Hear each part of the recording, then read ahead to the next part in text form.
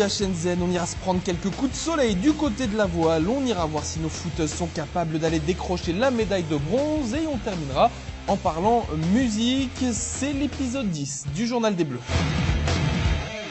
Avant les compètes de la journée, l'équipe de France était la 13e nation mondiale avec 4 médailles d'or. On verra. Et si d'ici la fin de la journée, les Bleus sont capables de faire mieux. Salut la France, le beau temps est de retour sur Shenzhen et du coup on en profite pour aller prendre le soleil dans la baie sur les épreuves de voile. Une Française était justement en course aujourd'hui pour aller chercher une médaille en planche à voile, c'est Eugénie Ricard.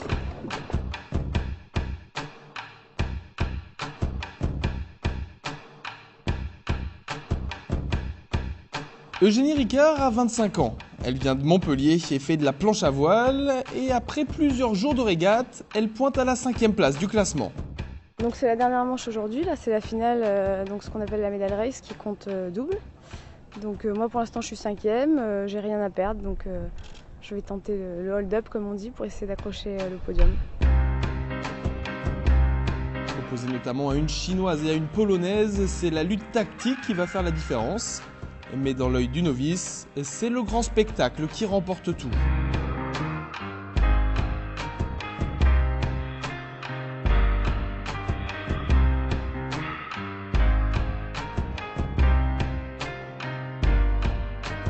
L'idée c'était de faire assez simple. Depuis le début de la semaine, c'est quand même le côté droit du plan d'eau qui marche bien.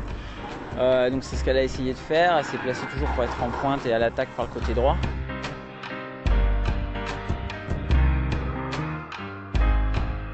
Dans la première partie de course, la tactique est payante et Eugénie peut rêver d'un podium. Mais les derniers bords sont fatals à la française. Et piégée derrière une chinoise, elle finit trop loin et les rêves de médaille s'évaporent. Je pouvais m'attendre à ça vu que j'étais une de celles qui pouvait remonter sur le podium. Je savais que les adversaires allaient tout faire pour m'en empêcher. Donc voilà, je suis un peu déçue, mais bon, c'était quand même une bonne expérience.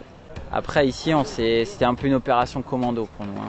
On arrivait sans préparation vraiment spécifique. Après, je ne vais pas chercher d'excuses. On est arrivé, on s'est heurté contre des gens qui étaient meilleurs que nous, notamment les Chinois, la Japonaise, dans des conditions spécifiques de petit temps. Pas de médaille au final pour Eugénie Picard, pas de médaille non plus pour son partenaire planchiste Benoît Louis Hugues. Mais la voile française repart tout de même avec un podium, une 3e place grâce au match racing. Quant à nous, c'est avec des images plein la tête qu'on repart.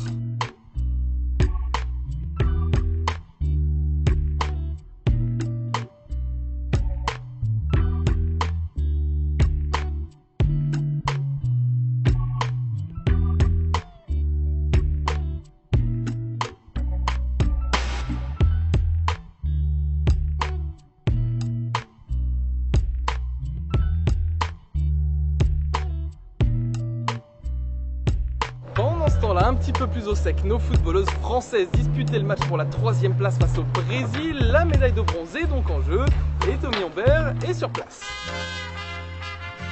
Aujourd'hui se joue une médaille de bronze au football féminin et l'adversaire n'est rien de moins que le Brésil.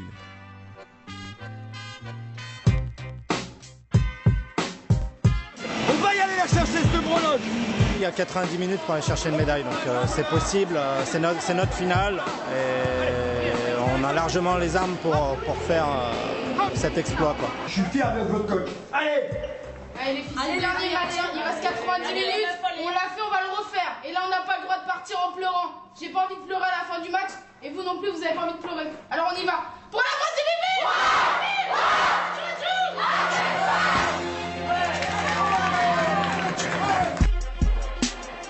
Le début de match est en vue. La France crée des occasions. Mais sur une tête d'Oliveira, c'est le Brésil qui ouvre le score. La France est menée d'un but à la mi-temps. Là, c'est pas comme si il y avait 2 buts d'écart, il y en avait 3. Là, c'est nous, c'est juste nous. C'est soit on y va, on joue à fond, on joue tous les coups à fond, soit on dit ok, on arrête, et puis on joue la défensive, on les laisse venir, et puis on risque de se prendre un but. De toute façon, les meufs, il y a la médaille au bout, il n'y a rien d'autre. Moi, je veux pas finir comme contre le Japon, il est hors de question. Et Julien a raison, c'est à 11 qu'on s'en sortira.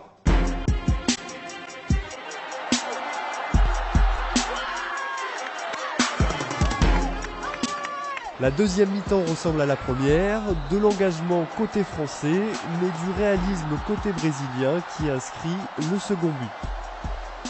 Quelques minutes plus tard, la France réagit avec un but de Tanré. Mais à la 83e minute, sur une passe de Batista, Vigor s'inscrit son deuxième but.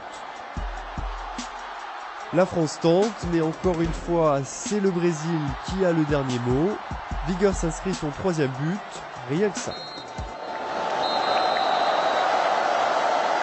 Très déçu, surtout pour elle, quoi, parce que je pense qu'on finit un peu en queue de poisson et chose qu'on a montré durant le tournoi, je pense qu'elle méritait mieux, quoi. Mais bon, sur ce match-là, il n'y a rien à dire. L'adversaire nous a été supérieur. Je pense qu'il y a vraiment, sur le plan de l'état d'esprit, un groupe irréprochable parce qu'on peut tout leur reprocher, certainement pas leur engagement et leur envie. Ça, c'est la première chose. Je pense sincèrement qu'il y a réellement de la qualité sous-jacente chez ces gamines. Par contre, on manque de maturité. Bon, la maturité, ça s'acquiert par l'expérience. Donc, ce que j'espère, c'est que ces matchs-là, pour elles, leur servira de référence dans les matchs de haut niveau et dans l'abord du match de haut niveau. Parce que je pense que c'est surtout dans la gestion des émotions qu'on n'a pas suggéré cet événement, quoi. À côté de tout ça, 2 nouvelles médailles pour l'équipe de France aujourd'hui, de l'argent qui nous est venu en tir à la carabine par équipe messieurs, du bronze aussi pour Maëva Coutan en taekwondo, ce qui porte le total de l'équipe de France à 31 médailles, 17e rang mondial, mais avec une médaille d'or en plus, les Bleus seraient 9e. Et comme chaque jour depuis quelques temps, on a décidé d'élever le niveau dans cette émission pour vous parler culture et musique, et comme d'habitude, c'est le grand philosophe Arnaud Lalanne et qui va tout vous expliquer.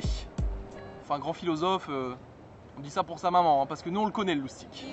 Pour paraphraser les grands poètes des années 80, nous pouvons déclarer avec joie et entrain que « Music is so nice, makes me feel so happy ». À l'instar du sport, les échanges musicaux permettent de rapprocher les peuples, de les apaiser, voire même de les soigner. Et c'est en arpentant les couloirs du village que nous tombons sur ce panneau qui nous met sur la voie. Le Music Mental Decompression Care Center. Yeah. Ke Bo, malgré son côté sportswear, est un maître de la musique chinoise. Il nous accueille et nous explique le sens de son action. Nous utilisons la musique pour relaxer les athlètes, principalement avant la compétition. Nous utilisons des instruments traditionnels chinois. Leur sonorité est très apaisante. Et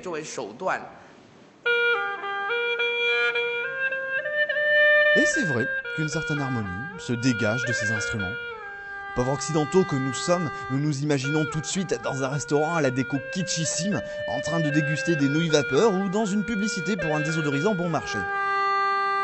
Arrêtons-nous un instant.